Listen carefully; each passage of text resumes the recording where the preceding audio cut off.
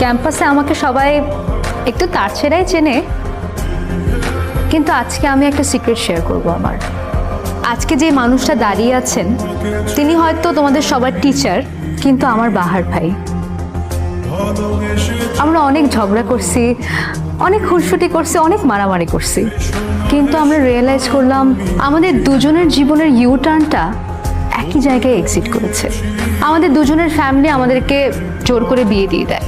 অবশ্যই আমরা প্রথমের দুজনের কেউই মানিনি, কিন্তু আমি থাকতে থাকতে রিয়েলাইজ করলাম happily ever after doesn't come so easily.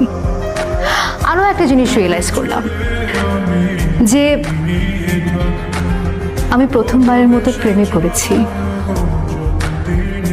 আমার হাজবেন্ডের প্রেমে।